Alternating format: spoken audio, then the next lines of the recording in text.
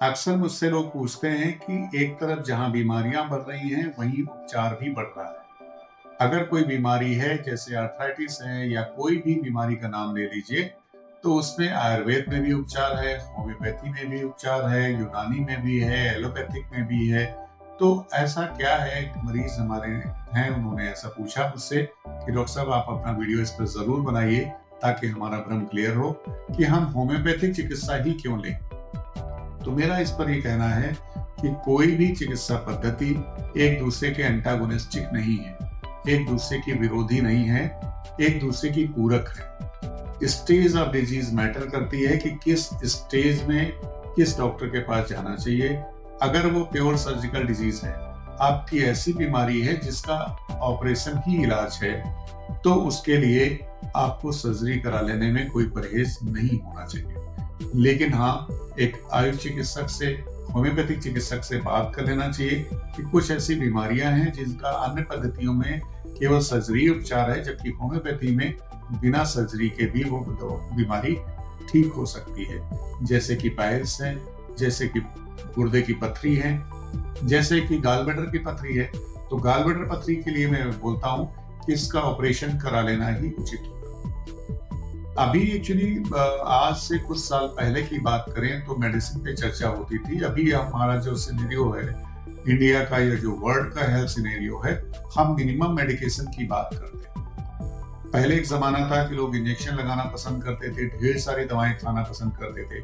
आज हर दूसरा मरीज ये कहता है कि हमें ज्यादा दवाएं ना खानी पड़े, हम अपनी दिनचर्या सही कर लेंगे, हम योग से जुड़ जाएंगे। इसलिए योग का महत्व तो और अधिक बढ़ गया है और उससे लोग लाभ उठा रहे हैं, क्योंकि उसमें योग में कोई मेडिसिन नहीं यूज होती। आज हम बात कर रहे हैं मिनिमम मेडिसिन की, और जब भी कभी मिनिमम मेडिकेशन की बात होती है तो आंसर सिर्फ और सिर्फ होम्योपैथी ही आता है। क्योंकि होम्योपैथी में औषधि की मात्रा इतनी कम प्रयोग होती है जो कि हमारी जीवनी शक्ति को, हमारी इम्यूनिटी को, हमारी बॉडी की हीलिंग पावर को स्टिमुलेट करती है और हमारा शरीर खुद ब खुद उसको ठीक करता है।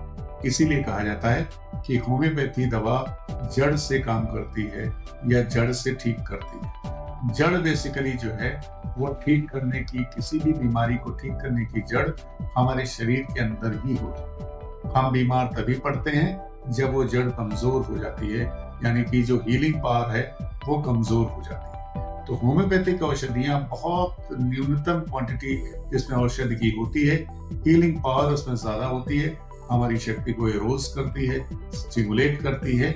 जैसा कि वैक्सीन काम करते हैं उसी तरह से कुछ उससे मिलता जुलता प्रिंसिपल। इसीलिए होम्योपैथिक दवाओं में औषधि की मात्रा बहुत कम होती है, यानी कि मिनिमम मेडिसिन कॉन्सेप्ट को फेवर करता है। इसलिए वो ज्यादा सुरक्षित है, ज्यादा सेफ है।